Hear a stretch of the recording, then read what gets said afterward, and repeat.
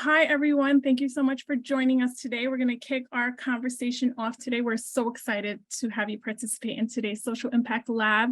What's her story? How can making space for women in leadership influence diversity? Social Impact Labs are cultivated to create thoughtful conversations between CSR, D&I, and social impact leaders, like the panel I'm about to present to you guys, regarding how to most effectively engage and upscale our underserved communities at scale. They deliver insights from these conversations to help world's leading brands deliver impact today and scale the impact for tomorrow. As we get started, I'd love to invite everyone who's live in the room for us to engage and lean into our panelists. Please keep your cameras on. We love to see faces, and everyone will be on mute for the duration of the event. We will be using the Zoom chat so you can post any questions and comment on the content shared. I'd like to kick our event off by introducing Jennifer Paulino, who will be moderating this conversation. Jennifer? Hi, everyone. Thank you, Merlinda. Thank you for having me. Hi, everyone. I hope you are having a lovely, lovely Thursday. My name is Jennifer Paulino. I am the founder and CEO of the Leverage Index, a company built to really help bring forth the larger conversation around programming, intentional and purposeful programming, as well as brand management. I am an experienced community builder, experiential marketer, and champion for underserved communities looking to leverage their unique makeup. So really excited to be here with you all, because once I heard about Paragon 1 and what they do to help provide pre-internship opportunities for students, it was such a near and dear initiative to my heart. So super excited to be having and moderating this conversation with you all around women in leadership. So I am going to kick it off by first introducing our lovely panelists as we come off of Women's History Month. We couldn't fit all of the amazing women into 1 month, so really excited to celebrate, continue celebrating the impact that women are making in the workplace. So I'm gonna kick it off with Kamela.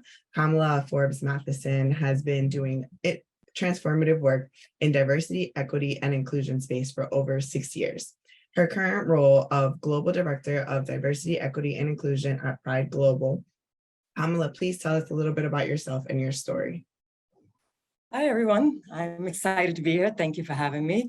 And I love that, why do we have to pack it all in March, right? We should celebrate women year round. So I say, let's keep it going. Let's go into April and all the rest of the months. And so happy to be still continuing Women's History Month in April.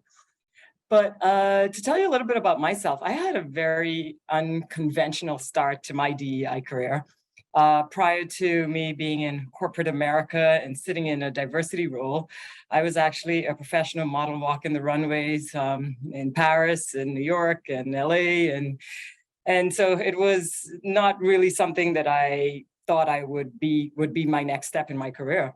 But I think it did lend itself to my passion for what I do today, which is in those spaces in the modeling world. There were so many times when I showed up and I was the only, I was typically the only Black model in a runway show. If there was a magazine shoot, you could bet your bottom dollar that I was going to be the only Black person there. So throughout my career, being the only or just one of few, if it was a show, maybe there were, maybe one other Black girl, or, maybe it wasn't another Black girl, but somebody else, another woman of color. And so it just made me realize how important, when I got the opportunity to notice that there are careers out there where people make it their business to ensure that companies are being intentional about hiring people of diverse backgrounds. That was something that I was really wanting to invest in. And so I'm thrilled that, over 6 years later, that I'm sitting in this space and being able to make that impact. But my impact has pretty much ranged over the start of my career, where I worked with a staffing agency called HERstory when I started. And really it was about identifying organizations and companies that were passionate about expanding their diversity footprint. And so one of the things I realized through doing that work is that as much as, companies might have mandates to say, hey, we want to hire X amount of women by 2025, for example, it was, how does that work actually get done? Because that has to trickle down from a leadership mission to actually people on the ground doing that work. And so we realized that we needed to be partners with these organizations and actually offer some kind of training. Hence, the company Consciously Unbiased was born, where we offer training and development, having hiring managers actually who are doing the work to impact that needle moving, to have trained them on unconscious bias and have them recognize when bias was coming into their decision-making processes in the hiring. And so with that, it was also about inclusion, how to create inclusive practices and customs to create cultures of belonging, because it's not only about attracting diverse talent, it's about keeping them there. And so that training, Consciously Unbiased, really offered a very comprehensive training and development program around helping to assist with the talent acquisition piece of attracting and retaining diverse talent. So from there, it's always about whatever work you do, it's really about how you could scale and grow and make the most impact. And so I then decided to move on from that role and accept a global role where I currently sit as the Global Director of Diversity, Equity, and Inclusion at Pride Global. The Pride Global family of companies spread across several different countries. We have offices in EMEA and APAC, Brazil, Canada, and all throughout the US. And my goal here is touching all of the different lines of businesses and really helping to make that impact. I launched a comprehensive strategy called Decidedly Diverse, where we look at the talent acquisition piece, we look at the inclusion and belonging within the workplace, and then we also look at the marketplace, because how many times have we heard we can't find diverse talent? Well, let's go and do something about that. And so the work that I do encompasses trying to create those talent pools of diverse talent and bring them along, get them up to speed and have them ready to enter the workforce and be successful. And I think one of the biggest things to me, thankfully, internally at Pride, we are doing very well at hiring women. We actually have about a 60-40 percentage in our employee base here. But my focus is really on how do we make sure that there are diverse women in that pool as well, that there are women of color that are represented, because even within that subset, we find that there's still lack of diversity within that women group. And so that's really where I am focused my work now. And I will stop there and look forward to sharing more about the different initiatives that we implement to be able to highlight and bring more women into these leadership rooms. Awesome. Thank you so much, Kamela. And with that amazing introduction, I think it's a perfect segue into our next panelist, Shiqueen Brown. Shiqueen is a visionary and an advocate for social justice, currently serving as a Senior Strategic Partnership Manager at Microsoft. Shiqueen, welcome, and thank you for being with us today. Can you tell us a little bit more about your story and how you've come into your current role? Yeah, thank you. First off, thank you all for joining us. It's great to see you all. My name is Shiqueen Brown. I use pronouns she, her, and I'm based in Brooklyn, New York. So hello, other New Yorkers that I saw in the chat. I am currently working at Microsoft in our technology and corporate responsibility department. But before that, I spent a lot of my time in the government and nonprofit sector. So I've worked in all three, mainly in social impact and project management roles, with the focus of thinking about racial equity. And I'll back into sort of how I got there. But I'm also a freelancer and a business owner. So I do work with women of color on thinking about how to pivot in their career, as well as capturing stories globally. So those are my two loves: travel, empowering people. And I really think about racial equity as a value that's in my life versus a role or in a job description, which will make sense when I backtrack into how I got to Microsoft. A lot of people actually don't know that Microsoft has a team called the Justice Reform Initiative, where we focus on thinking about changes within the front end of the system. And it got created in 2020, but the team was doing work with nonprofits prior to 2020 and the unfortunate killing of George Floyd, where they were using data and technology to help create visualizations for nonprofits that are already doing the work in the community, but needed more storytelling, more tracking of how they're actually making an impact so they can go after funding, make changes in laws and policy, and really do things that are sustainable. And Microsoft decided that they wanted to put a bigger stake into the conversation and not just think about racial equity from a funding perspective, but through our internal and external strategies. So we have people all across the company that are supposed to be thinking about what this means for their role. And I think a lot of this came from really good leadership. I say that I think I joined the company at a really good time. Satya, who's our current leader, has really been authentic in a corporate space, talking about what he expects for the different departments and leaders across the company.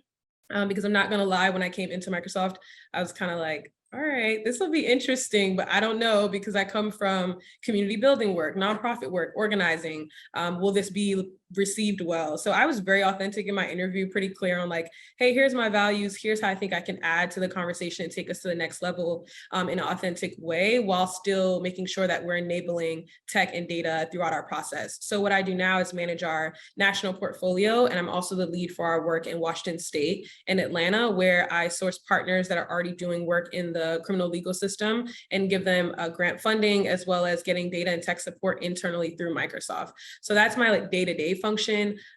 Definitely endless conversations of thinking about what racial equity means for the work that I continue to do. And so I'm looking forward to talking about what does it mean to actually focus on women and that intersectionality between race and gender. So thanks for having me.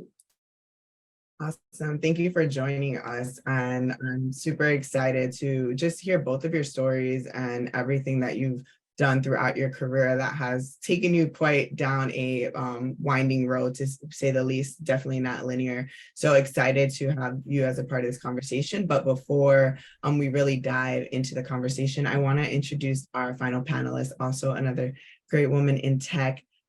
Super excited to have Ricki Wax join us today. Ricki currently serves as the Global Equity Program Manager for Google Search, and she is on a mission to close the digital divide, create generational wealth in our communities, and decrease the wage gap for women. So Ricki, thank you for joining us. Can you please tell us a little bit more about you and your story? Absolutely. First, I'm thrilled to be here, especially joining the panel with Kamela and Shiqueen. My journey resonates with so many bits and pieces and gems that they dropped in theirs. I had an unconventional path to tech. I actually started out in retail. I was one of the executive human resource managers at Target for 9 years.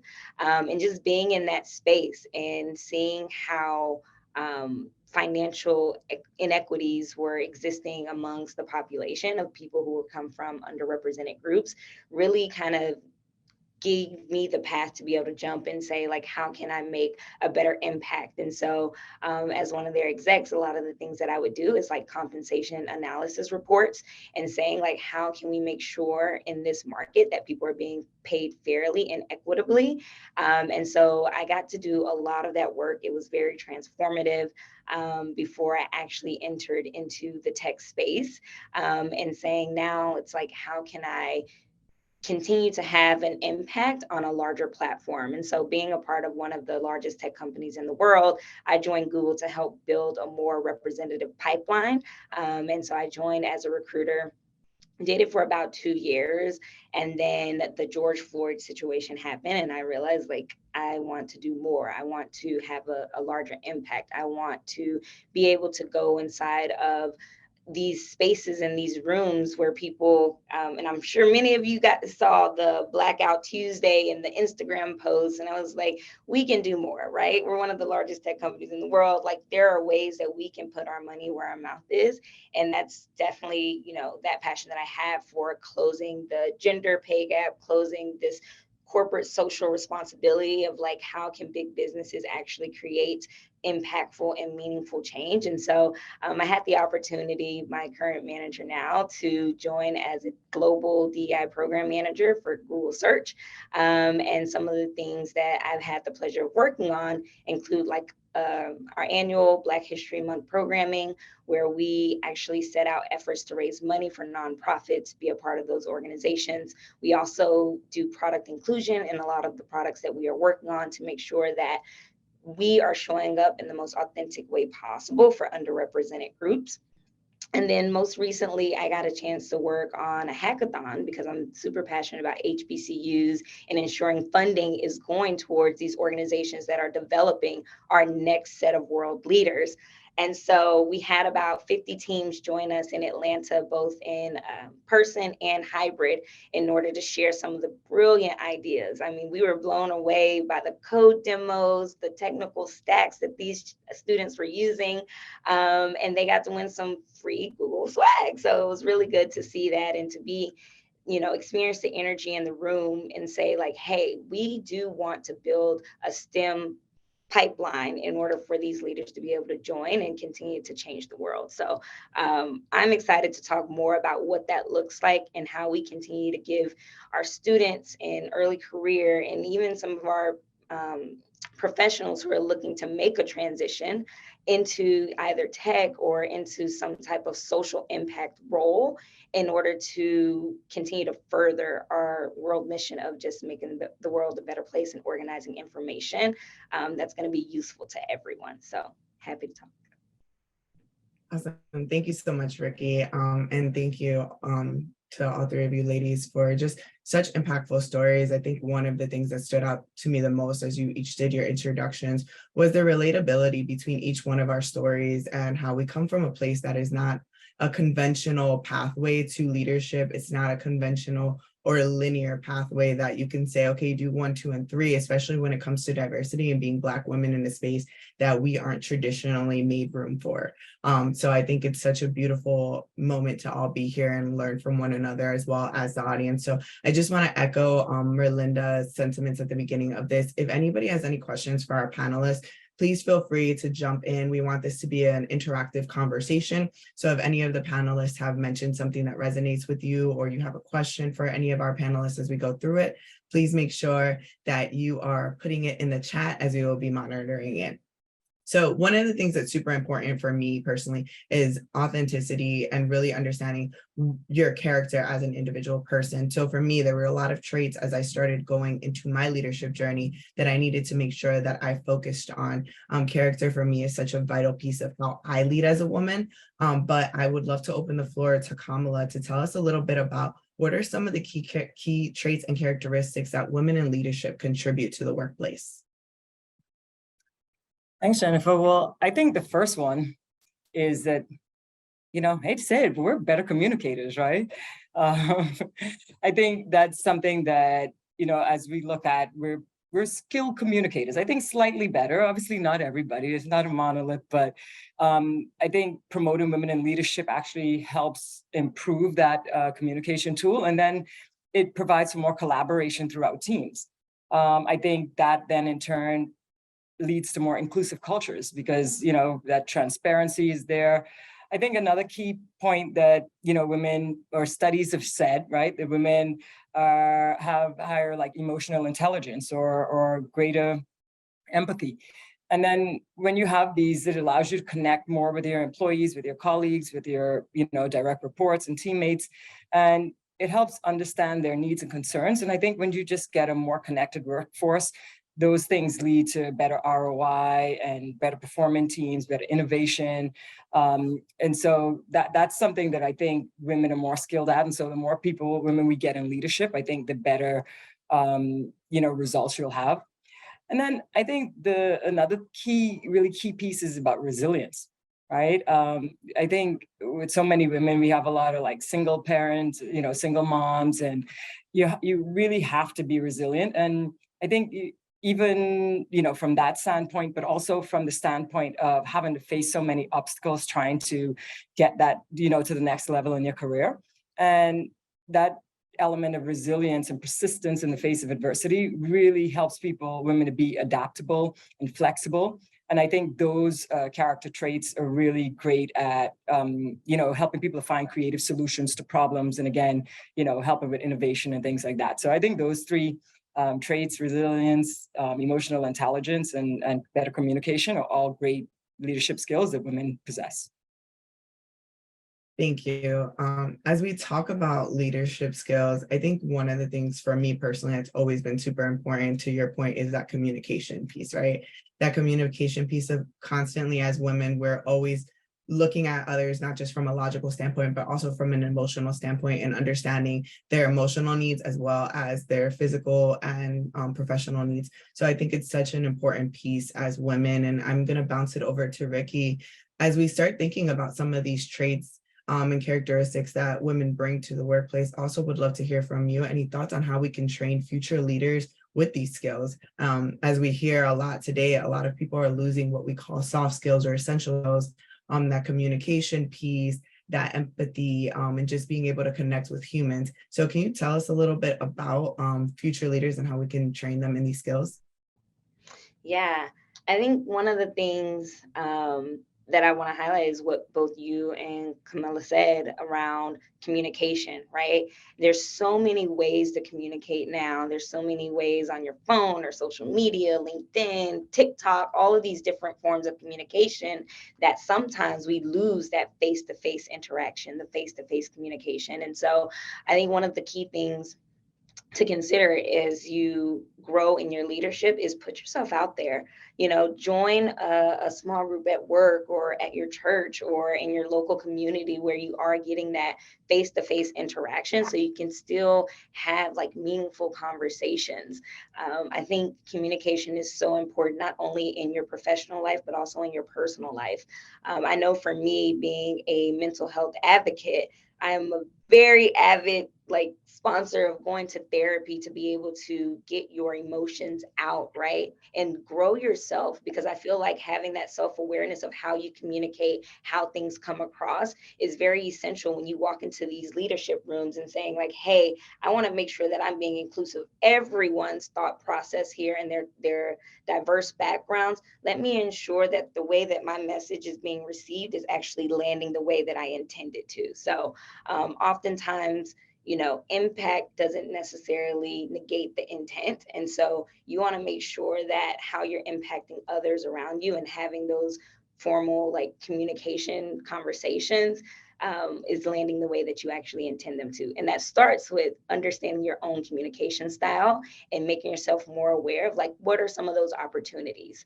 And for me personally, I think that's one of the things that I love. When I was in my early 20s, baby, I was very aggressive or, being threatened in the room. And it was I think that came from a place of just not having my voice heard all the time or not feeling like I had a seat at the table. But once I realized, okay, I'm not being aggressive, I'm being assertive. But let me make sure that as I'm being assertive, I'm not harming the people that I'm communicating to. And so once I found that out, I feel like my communication skills in emails, I used to hit per my last email. Now it's more of a thanks for flagging. Let me reframe how, this is coming across. So just understanding your own communication style is so important as you continue to grow in your leadership journey. Yeah, no, thank you so much, Ricki, for that. That is such an important piece of understanding the journey that you're on, right? As an individual person, one of the best things that I ever heard was there is no such thing as work-life balance, there's work-life integration. And to your point of going to therapy and really understanding who we are outside of our professional life and bringing that into the fold as we develop professionally is so important. I remember always hearing oh, Latinas are spicy, Latinas have an attitude, Latinas are this, and realizing a lot of that for me personally came from a place of trauma. It came from a place of survival. It came from my environment that I was raised in. And even though some of those traits I didn't feel were bad and were actually helpful, I had to learn how to redirect some of that energy in a way that was more conducive to a collaborative conversation versus a one-way street of I said what I said. So just making sure that as women, we're also holding true to our value, holding our voices, and making sure that we're allowing space for others' voices to be heard, because to Jody's point in the chat, a lot of the things we're talking about, yeah, we're focused on women and how women are influential, but it's something that impacts us all, both men and women, and communication is universal, in my opinion. But kind of going off of that a little bit, I'd love to hear, Shiqueen, from you in your role at Microsoft or the work that you're doing in general. Are there any programs or initiatives that you are working on that support any of just enhancing the skills and characteristics that we've been talking about? Yeah, no, thanks for that question. And so many, before I answer, just so many relatable moments in both responses from Ricki and Kamela. And that really, I think, speaks to, even though we're all different, there's this connective tissue of your experience at some point. So, I'm going to talk about a few things that the company offers. It's not directed to my project, so just for clarity's sake, but while we're talking about skill sets, I heard thinking about opportunities to know how to use your voice in rooms. Also thinking about power dynamics, which what I'm going to talk about next, I think is really crucial, because there's understanding your leadership style, but then there's also understanding that sometimes people just need to scoot over a little bit and give a little bit power back to the individuals that are in the room. And it's not always about like what you lack, but from a deficit standpoint, but really an opportunity.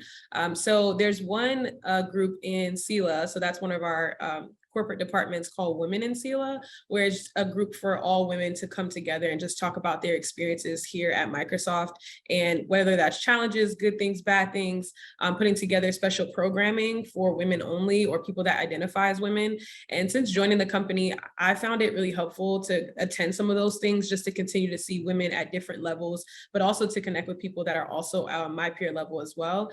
And then we have a second stream that's really focused on students, and there's the employee resource groups at our company is super, super active. It's probably one of my favorite thing about the company is the employee resource groups, because you can kind of just build what you want. Like, I don't have to go there as Shiqueen, the person from technology and corporate responsibility. I can come in with like, hey, I'm really excited about this project. I think we need to double down on efforts in Brooklyn and get to the students. And everyone's like, okay, how do we make it happen? So you have a lot of bandwidth to do things, and people are really empowered to give back. So the Brooklyn ERG, the Black group at Microsoft is super active. And there's a summer program that's focused mainly for high school students that want to get into the tech space. But then the company also has a program called B6, which is a summer program for interns that were interns at Microsoft that are now full-time employees. And part of the reasoning was because we had interns become full-time employees and feeling disengaged from like the culture, or figuring out, how do I now voice myself as a full-time employee and not as an intern, or own projects, connect with other people that are from my same group of just graduating and coming into school. And I've been on the board for that for 2 years, and it's been really fun. I was never an intern at Microsoft, but I wanted to be a part of those conversations of like making sure when you want to reach out and find a mentor, here's some tips on doing that, or here's some company things that are really great benefits, and here are some areas where it might be a challenge now that you're full-time. And so being on the board for that has been really, really rewarding. And I think that every company should have something like that. But yeah, that's pretty much, I think, the two main things I would say that I've seen at the company. I'm sure there's plenty more because we are a global company, so I might be missing a few, but those are the two that I think are most relevant for the audience today. Awesome. Thank you so much, Shiqueen. I think you make a very great point in really looking at transitions too, as people are transitioning from intern to full-time, or even full-time to leadership. There's so many transitions that happen in our career journey, and companies being able to make space for that and having initiatives is such an important piece of that. So I'm actually going to bounce over to Ricki. Ricki, in Google, are there any, whether it be at Google or any ideas that you have personally that companies can use to create a culture that supports and encourages women in leadership and diversity? And what are some effective strategies in doing so? How much time do you have, Jennifer? I feel like there's so many different things that companies can do and strategies and so forth in order to create a more diverse and inclusive pipeline. I think one is get out and learn about the communities that you want to attract, right? As I mentioned earlier, I was at a luncheon, and we found out only 8% of women are in leadership roles. And that's not because we don't have the talent, or not because, we aren't available or looking for roles in leadership. I think it's more of like, are we leveraging all of our networks to invite these women to the table? Are we leveraging our networks in order to give them those promotional opportunities to take on leadership roles? And so for me, it's like, it starts in the community. And I tell my leaders all the time, why don't you go to a Grace Hopper event, right? Grace Hopper is a conference that's held every year where it has women leaders from across the world who join and have conversations about what it is that we want to do in order to change the future. Like, show up as an ally in these spaces in order to encourage that promotion and growth. I think one of the other things is like understanding what it is that you are trying to achieve. So DEI, I feel like, has been a hot topic for quite some time right now. And everyone's like, oh, I don't know how to measure it, or I don't know how to measure inclusion or belonging. Talk to people. Like, if you don't set out any specific goals, or if you're not setting out things that can actually be measured, like inclusion, like belonging, what does your representation look like, right? Google has this goal of racial equity to have representation by 2025. And it's like, we track that. Like, if you go to Google's homepage, you can see where we are, provide updates. And again, that communication of like, are you talking the talk, or are you actually walking the walk? And so holding people accountable for what it is that we're actually doing in our communities, attending these conferences, actually measuring our DEI goals, and not just saying it to say it. Like, I'm not a fan of empty platitudes by any means. I absolutely believe, like, if it's a line item, if it's on your Q4 planning budget for 2025, like, absolutely, I know that you are dedicated to more DEI efforts in the future, and you're actually going to make sure that these things are being executed upon. Yes, thank you so much, Ricki. So many gems in that. My personal experience has been very similar to you, where it's advocating for people to not just show up and say, okay, we're here, but actually do something about it. Prior to going off on my own and creating my own company, I was the director of business development and partnerships for ALPHA, which stands for the Association of Latino Professionals for America. And every year we have a conference. And at that conference, I would get a lot of partners, really big name partners, that would come and say, you know, we're looking to recruit more Latinos. And I would say, okay, do you have a number in mind? They would always have a target number of how many Latinos they needed to hire, but there was never a retention plan for the Latinos that were already in their company. There was never an onboarding strategy that was specific to creating growth opportunities for those individuals, or even filling in the gaps. Because one of the things that we've really learned throughout this DEI journey is every group is different, right? So what works for the Black community is not going to work for the Asian or the Latino community, because each of them, while they do have similarities in their stories, it's very different in the way that they approach life and the way that they see it. And even within those subgroups, being a Black Latina is a very different experience than being a non-Black Latina.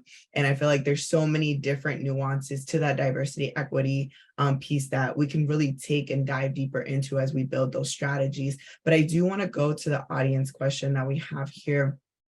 Kelly Wynn states, I was recently affected by the tech industry layoffs, where I was one of, you know what? I think this would be a great opportunity. Kelly, if you are in a place to unmute yourself, I'd love for you to share a little bit of your experience and then directly ask the panelists a question versus me reading it from the chat. I think it'll be more impactful that way.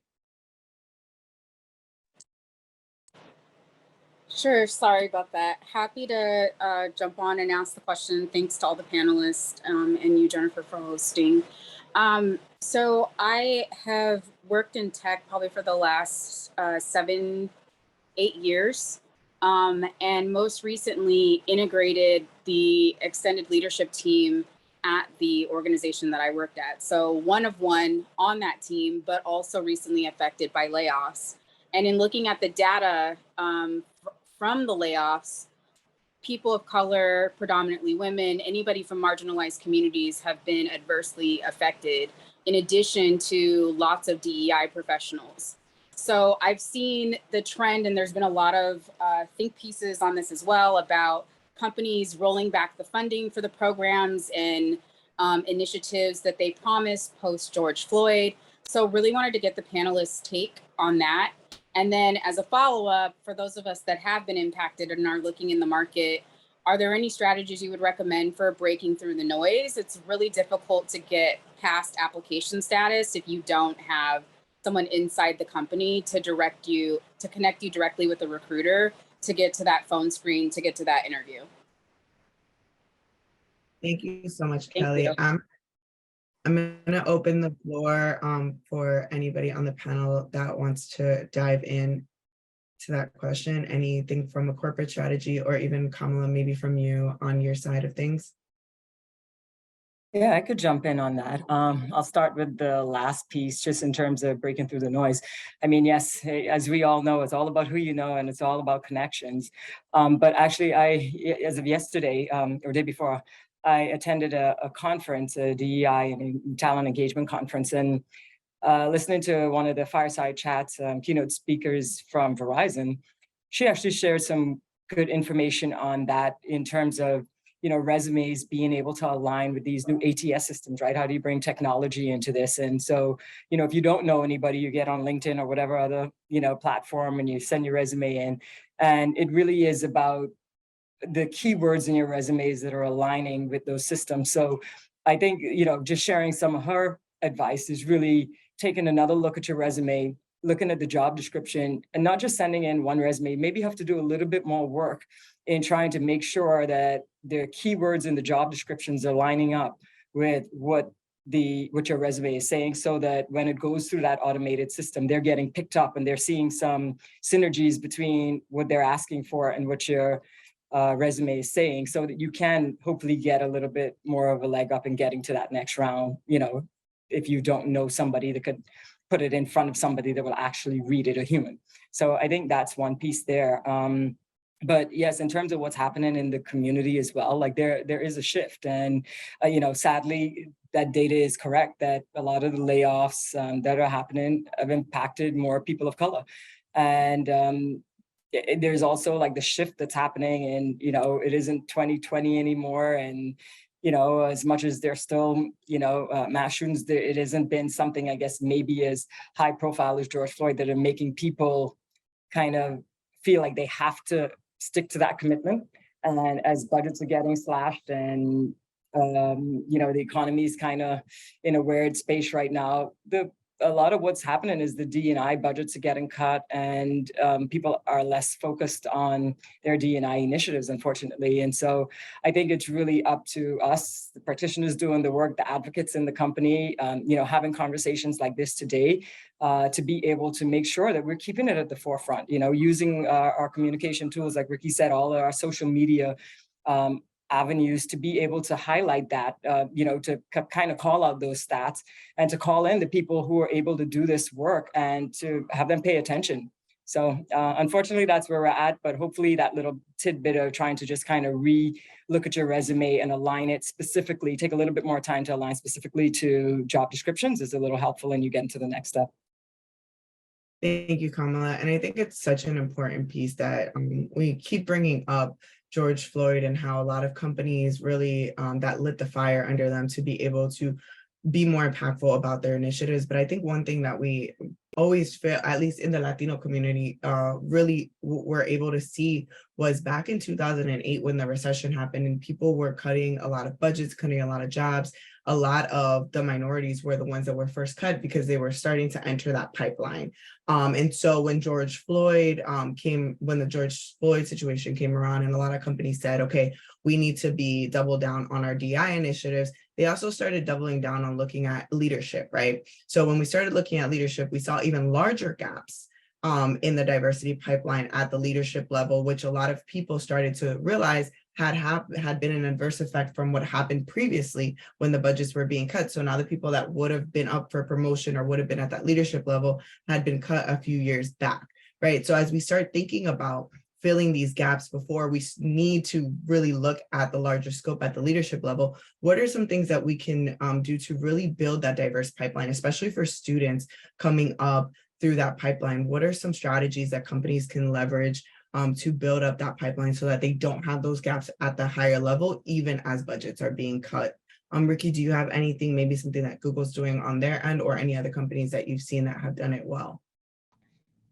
Yeah, I actually want to acknowledge Danielle's comment in the chat of like holding organizations accountable. So while right now I feel like the world is up against economic headwinds when it comes to budget cuts across all industries, I think it's one thing to note, like right now we're trying to see what do we prioritize. And I realize that I'm also speaking from a place of privilege, where Google made a $50 million commitment to HBCUs, and we are constantly on the gas, making sure that that does not leave our line item, right? That doesn't leave the conversation that we're having. And so, yes, Danielle, to your point, it's like being able to hold our organization accountable for what is actually happening and what is actually being on the budget list. And so I think the other part with the students is I just did a hackathon. That was something that for me,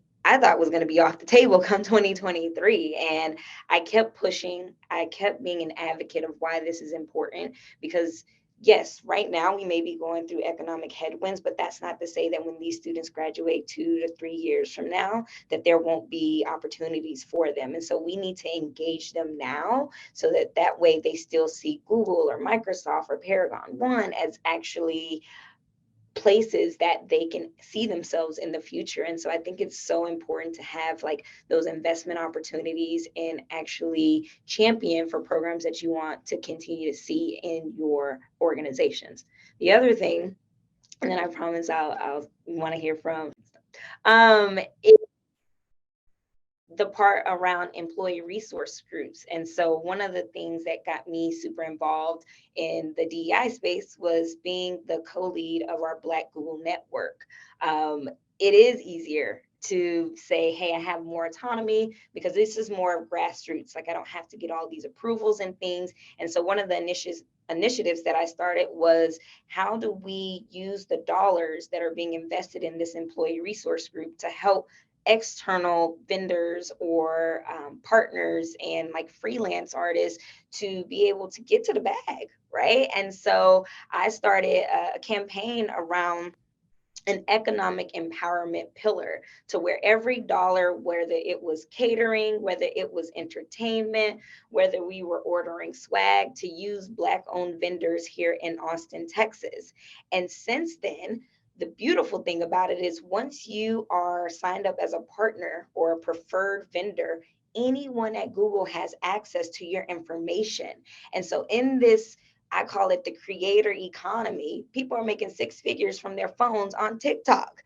So it's like, how do we utilize that to our advantage? How do we utilize our positions at Pride Global to say, hey, shout out to Pride Global because they have a huge following on LinkedIn, and saying like, how can we utilize these people and say, if you have a small owned business, or if you're currently out of work, but you know that you are skilled at presenting or you are skilled at photography, how do I bring you in to do headshots for my community? How do I ensure that we are going to sign you up as a vendor? So I may use you for this event, but then next year someone else may use you for their holiday party or their corporate party.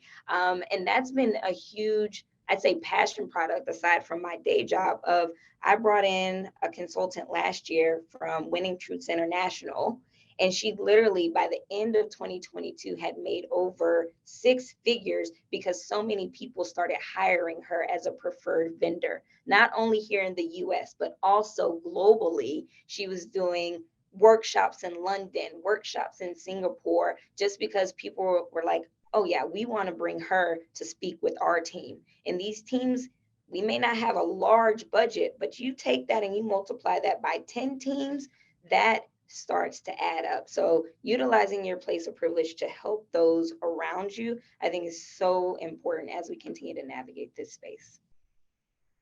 Yeah, no, I love that. That's really helpful, Ricki. I think one of the things that continuously we hear is visibility, visibility, visibility. It is so important for us to use our positions as women in leadership to open up the doors to provide more visibility to individuals. One of the things that I decided to do when I built my own company was to pivot from just working in the corporate space to going into sports, because I felt like there were more women that needed to be in sports. So part of my entrepreneur journey was going into baseball and creating more visibility for Latino baseball players to not just come up from a marketing perspective, but also be able to build their enterprises as individuals and be able to have more visibility in the space so they can create longer lasting careers off the field. Because it's so important for us to use our positions as women, as minorities, and everybody in general as well, even if you're not a minority, to create that space for all of us to be able to communicate, collaborate, and also thrive together. And I think that's such a, there's an emphasis in the chat from Kristen about that. So thank you, Ricki, for also adding to her question there about creating visibility, not just from a hiring perspective, but also using vendors. So with that being said, I want to shift the conversation a little bit back to us as women in leadership and how we can leverage the experiences and perspectives of women in leadership to better engage with and attract underserved student talent. I think one of the things that was said earlier in the chat really impacted me, which was talking about bringing your daughter to work there. I remember when I was a kid, my father worked at the Pentagon, and every year he would take me out of school and he would take me to the Pentagon. And I would spend the whole day pretending to file his papers alphabetically. And for me, it was such an impactful way, one, to learn my ABCs, but two, to also just see myself in a different space where I said, wow, my dad works for the Pentagon. And he was a logistics manager. In his mind, he had a small role, but to me, he was this really huge person. So I started thinking bigger. I started seeing things bigger because he allowed me that visibility to see something different than what I saw in my day in and day out life. So creating that space is so important. But going back to underserved students, how have any of you, and maybe we can go to Shiqueen, how can we engage the underserved student talent and use our skills to be able to give them more of that visibility into opportunities? Yeah, thanks, Jennifer. I think that is really important to think about this two ways. One, for what you can do for your individual self. So if I'm a student, or even for myself right now, I use these steps as well. And then as the company, because I think there's accountability for what the infrastructures need to do. Like, a lot of our conversation has been about the structures of corporations or whatever entity you're getting into, and understanding that they will take a long time to change. So there are things that I think they can begin to do, and we should start, getting behind that. But there are definitely things that you can do for yourself as well to take agency in your path forward. So for example, one thing that I still use to this day, and pretty much promise to, is building my plan of almost like a game plan of who are the people that are in my corner, and who are the people that I think I might need to convince to get in my corner, and then who are the people that are just not going to join me. And having those like three realistic, almost like, if I don't know if anyone plays like chess or Monopoly or whatever you play, like a board game, and writing that out no matter where I go, because that has helped me level up a lot faster than maybe if I would have just took the route of waiting for someone to notice my work. I talked earlier about mentorship, which I think that, again, it sounds really simple or mediocre, but there's so many companies that don't leverage mentorship in an intentional way. And I think it's important to make it feel like it's a part of your company structure. So it's not enough to just say, we're going to hire women, but are the women going to be able to connect with other women, and also networking across your peer groups, and not forgetting that the person next to you may just be as worthy of knowing as a person across the room that's sitting in a leadership position. Because as we all know, the leaders of today will not be the leaders of tomorrow, but it's coming full circle. And I mean, I've seen that in my own career, getting sometimes reached out to by people that I used to intern for, and it's very strange, but I'm like, oh, this makes sense. Like, it's a full circle of life as you continue on your way. But I think from a company perspective, again, not only in baking the mentorship piece, but thinking about the 360 reviews. I really enjoy those, where we're basically giving feedback to people that are above me, and then they also can give me feedback. I think that speaks to the retention piece. And as women, sometimes you may be welcome to share your opinion in spaces and maybe not. So it's a great way, I think, to kind of meet both, where I can be truthful and authentic about my experience, and also ways that I can be supported, especially if you're reporting up to someone that does not identify as a woman. I think that that's important too, to just think about the duality of where you sit in the organization. And again, going back to building people in your corner that will definitely help guide you along the way, because none of us will get anywhere, I think, without support of each other. And that doesn't just work in the corporate space. I mean, I heard a lot of like side stories, which I enjoyed hearing, everyone's like other hobby or things that excite you. And definitely the same thing around investing and thinking about empowering in other spaces. There's a group that I volunteer called Black in Corporate, where the main goal is to get mentorship to young people that are going into the corporate space. And it doesn't just have to be entry level, you could be mid. We've had some senior people apply as well. And then we strategically pair them with other people in their industry or industries that they want to be in. But the second iteration has been really focused on the fashion industry. So the last partnership we had was with, or it's currently with Caring, which is a fashion brand. So it's something that I see across the board. It doesn't matter what your niche is, just having that role model and being able to build a strategy for yourself, I think will go a long way. And so I hope that if any students are listening, you start to build your game board if you haven't already done so. Yeah, I think that's such an important piece of just being able to collaborate and network with other people. I'm a part of like 99,000 different groups for that specific reason. I've always been like a big advocate for just getting involved in your community, even if it's as a way to give back or receive. I think it's so important for us to get engaged in organizations, whether it be as leaders in a company, getting our company engaged with nonprofits and community and organizations that are building community. It's super important and vital. But I think the reason that a lot of that also exists is because there's challenges and barriers, right, to get into some of these spaces. We didn't all just stumble into our roles. A lot of us had to fight through challenges, and a lot of us had to grow through things in order to get to these spaces. So as we start to close out the panel, I do want to get Kamela a little bit of sense from you on how underserved students who are facing challenges, what are some challenges that underserved students can face when trying to access internships and work-based experience opportunities, and how can we address these challenges? You know, to piggyback off of something I said earlier, I think the biggest thing is connections, right? It's always about who you know. And a lot of people who have these opportunities have it because, you know, their parents are friends with somebody who owns a business at the country club, or, you know, they know somebody who they have, you know, been able to work for before, or their parent sits on the board of some, you know, organization that they could call in a favor. And so it's really about connections.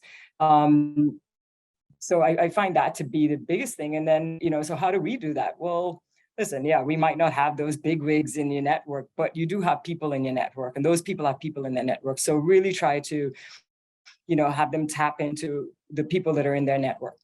Another thing is sponsorship. If we're in, you know, we talked a lot about mentorship here, but, you know, it's sponsorship. I would love to see companies doing more sponsorship specific initiatives, because that's really being a little bit more intentional about calling names in rooms and giving people that opportunity to get to that next level, to get that stretch project. And so I think that, you know, if we're able to really invest in sponsorship opportunities, those are ways that people are going to get them. And then there are lots of, you know, different nonprofit programs that people could be a part of. And those are really good at putting mentorships in place of people who have those larger networks that you really want to tap into. So I think it's really important for, you know, if you're a student to get in there, if you're, you know, somebody that has a network, to volunteer and sit in those roles to be able to help to give back and provide those kind of opportunities. So that's what I would say. Yes, work your networks.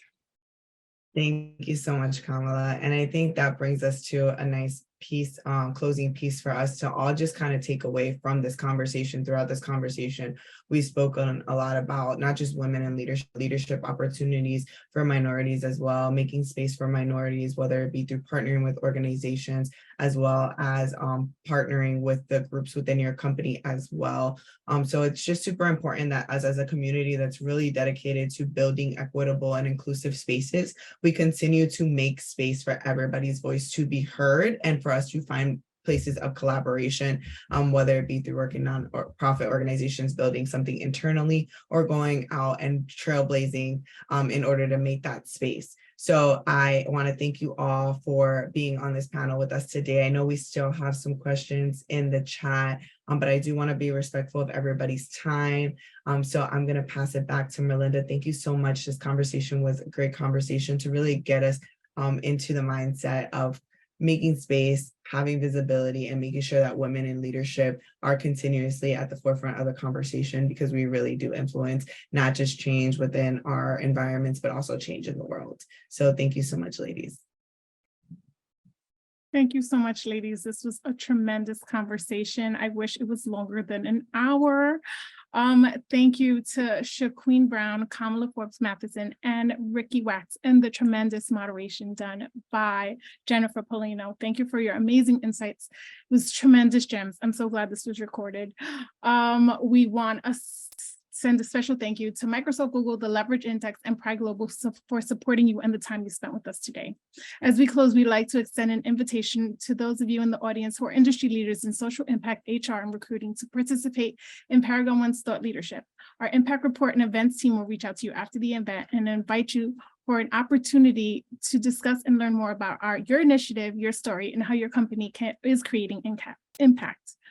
If you have interest in being featured in our impact report that's frequently read by Disney, KPMG, and CNN leadership, we will also let you know. We also may have interest in you speaking at a future Social Impact Lab. Thank you so much for joining us today and investing in yourself. See you at the next Social Impact Lab.